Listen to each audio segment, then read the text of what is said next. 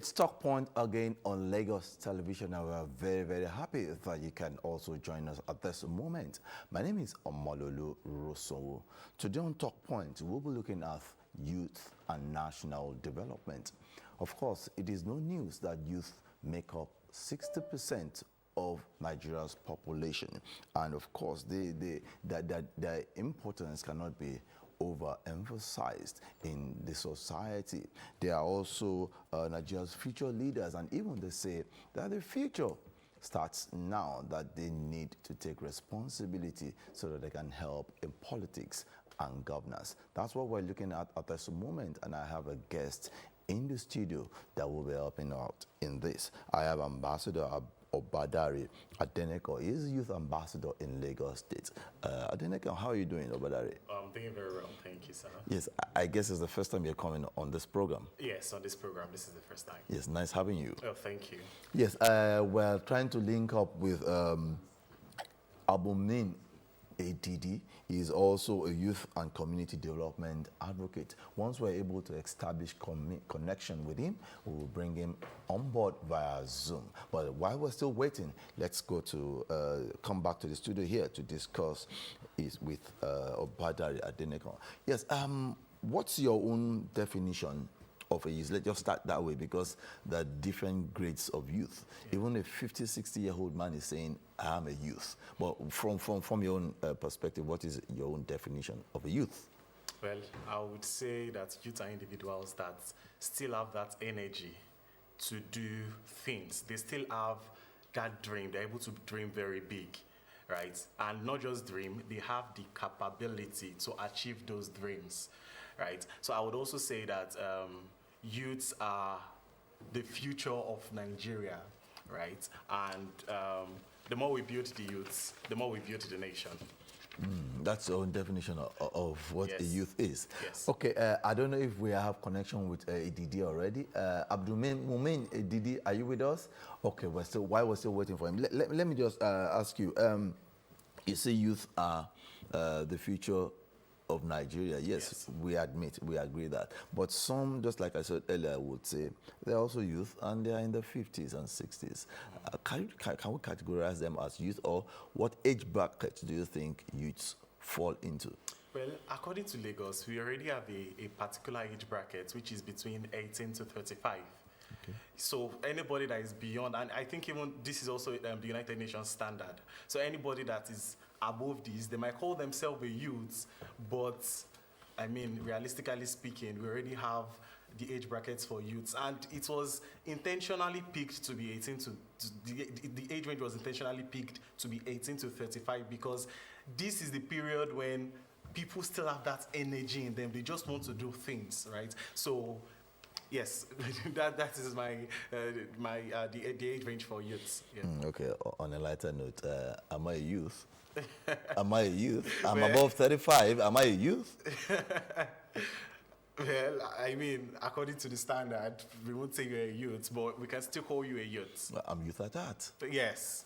And that's what most people say, that they're youth. Even if they're in the 50s, they say they're still youth and they're still very productive. Yes. Of course, the level of production, or productivity rather, may be different from those that are maybe 20, 25, and 35. Yes. But they also still contribute to national development. Yes. Now, for those that are in the age bracket, as agreed by the United Nations. Now, what do you think they can be more productive in terms of giving to the society? I would say, I mean, in Lagos State alone, first of all, I want to commend Mr. Governor, the Governor of Lagos State, as well as the Honorable Commissioner for the Ministry of Youth and Social Development in Lagos State, because they are working tirelessly to ensure that the youths in Lagos State are kept busy. So, as youths, some of the things that makes us to stand out is the first thing is innovation, and then we being agents of change. In Lagos, Mr. Governor has set up certain initiatives that is open to all residents of Lagos State as far as you fall within the age bracket of 18 to 35, which is the Ibile Youth Academy. It's an annual program. And then through this program, youths in Lagos State apply. As far as you have your LASRA ID to show that you're a resident of Lagos, they apply. And then over the course of the first week, they undergo divisional training on entrepreneurship, innovation, governance, civic responsibilities, and several other things. At the end of that, at the end of this Ibile Youth Academy, because Ibile itself stands for Ikeja, Badagry, Ikorodu, Lagos, and Ekpe. At the end of this Ibile Youth Academy, we then have what we call the Lagos State Youth Ambassadors, and I happen to be the apex Lagos State Youth Ambassadors. So we have 50 in general. Okay. Yes. Okay. Now, the Ibile Youth Academy that you talked about, which the state government is looking at funding, right? Yes. Yeah. What are how far have you gone with it, and how many youths have been churned out so far, and what are their various fields, and are they doing well in those areas? Oh yes, I would say they are doing very well in the fields where they find themselves. Which area are the fields? So the selection criteria is not specific on you must be in this certain field. Diverse field, whatever you've studied, whosoever you are, apply. Because what makes the academy to stand out is the training. So we have the divisional training. Last year, for this current set, over 3,000 youths in Lagos State applied, and then 500 were selected to undergo the divisional training. Out of that 500, the Ministry of Youth then selected 50. So meaning we currently have 10 ambassadors representing the 5 divisions of Lagos State. Okay. And then out of those 50, we then selected team leads for those divisions, and then ultimately the state youth ambassador. Okay, I'm getting signals that we have Abdulmumin Edidi with us now. Abdulmumin Edidi, how are you doing? I'm fine, thank you. Good afternoon. Yes, we've been trying to connect with you for some time. I guess it's network and technical issues, but it's good to have you join us again on Talk Point. Yes, I've been talking to my guest in the studio here. I've been talking to Obadare Adenekan, who is also giving me some hints onto issues that has to do with youth and national development. But in your own little way, what do you understand by this, and what do you think youth can do to further help in growing the economy of the state and Nigeria as a whole? All right, thank you very much. So when it comes to the issue of youth and national development, it can be traced back to our pre-independence era, right? I was speaking with some people a few days ago, and I was asking my colleagues, I said, look, what age was Sir Abubakar Tafawa Balewa when they fought for independence? You know, the likes of Anthony Enaro, the likes of late Chief Obafemi Awolowo, and the likes. They were between the ages of 30 and 45, literally, at that age, right? So it means that youth and national development have come a long way as far as Nigeria is concerned, as far as Africa is concerned. And in the present age, young people are driving the economy of this country. Young people below the age of 30 constitute about 60% of our population. If you look at entertainment, the likes of Davido, Wizkid, and all of those people, these are people making billions every day, right? So check the tax they are paying, right? Look at the issue of fintech, technology in Nigeria. Young people are driving this. Innovations, everything. When it comes to political inclusion, I guess that's the main issue that we have, because it seems like our voices are not being heard. And so young people who go way back when it comes to youth and national development in Nigeria. Yes, since you moved into politics and governance, maybe we should just quickly touch on that now. Before the last elections, we had more youths on the social media. They were very, very active on the social media. But when it comes to participation, they fell below expectation. Now, as we're preparing now for another round of elections as things go on, how can these youths channel their energy to more participation in the politics of Nigerian governance? Okay, so yes, in Lagos, we are going to be having local government elections.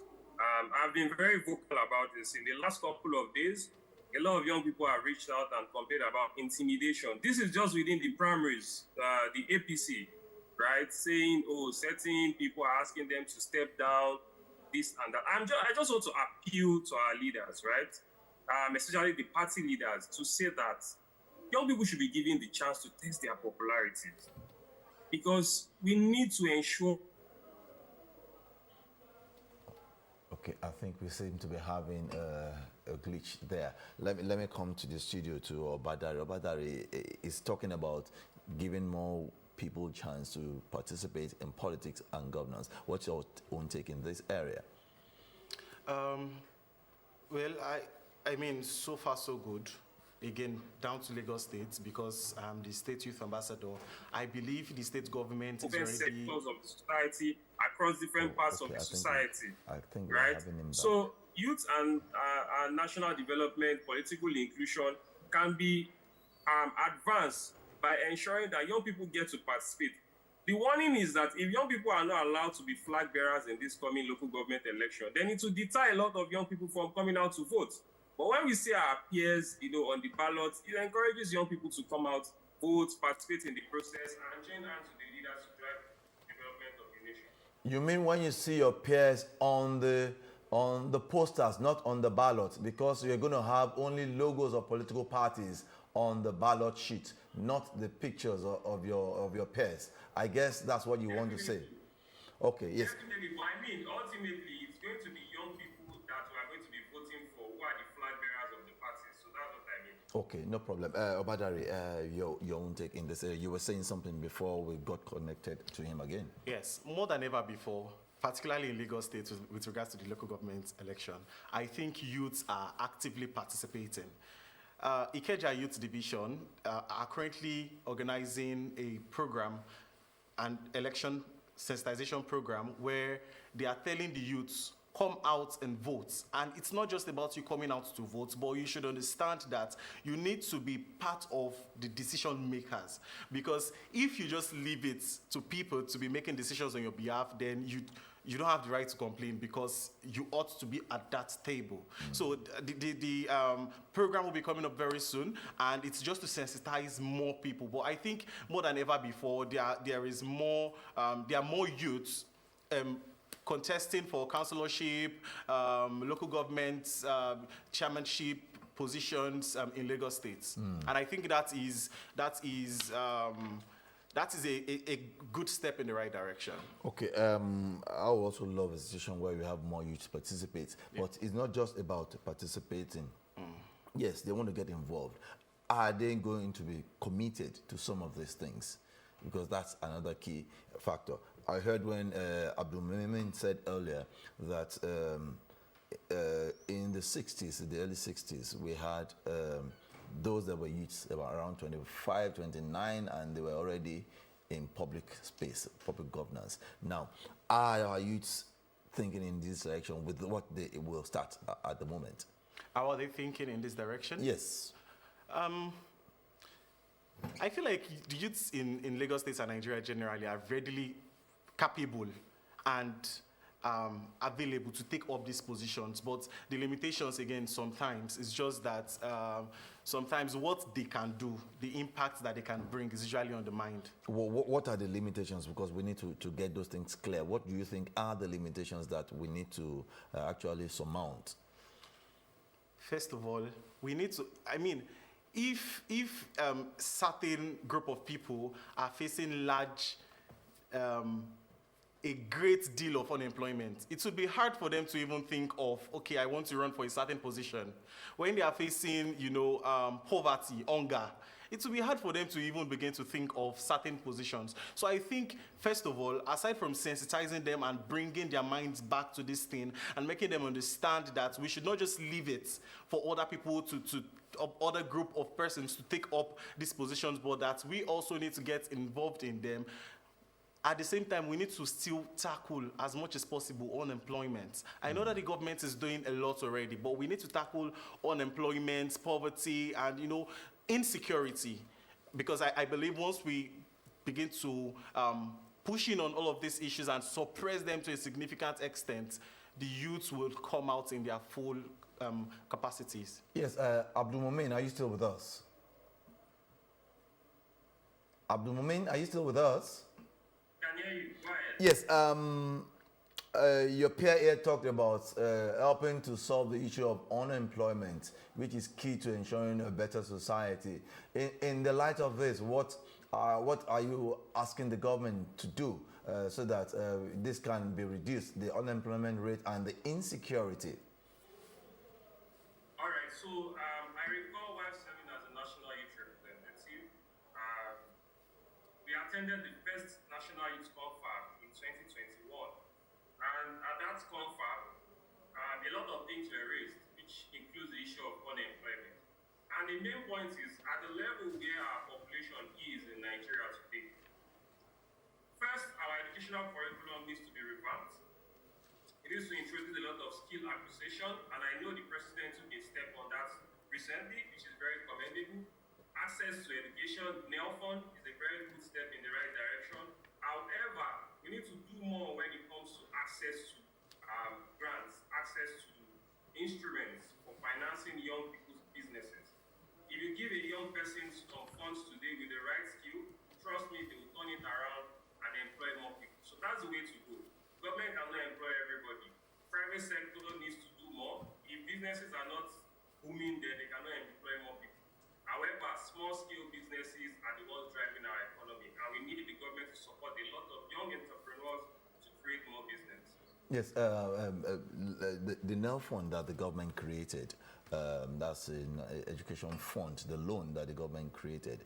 How has it been impactful in Lagos State and in Nigeria generally? Because I know that some have logged onto the portal and they are currently receiving the funds as grants to further their education. Yes, it has been very impactful. I mean, in time past, lots of students would always face challenges of being unable to pay their school fees and then the risk of dropping out. But to a significant extent, it has reduced in Lagos State already. And I'm sure over the course of next few months, more students will be encouraged to take this opportunity, to grab onto it and use it to advance their education. Okay, let's quickly talk security as we continue to try to round up now. How come, yes, I know provision of jobs is one of the key ways to reducing insecurity. Now, how do you hope to help government in this area to address the challenges so that more youths will get more productive rather than going on the internet to do otherwise, and also ensure that they give Nigeria a very good name? Okay, one of the sole responsibilities of the Lagos State Youth Ambassadors is to ensure we execute projects at the grassroots level such that it would be impactful to the youths.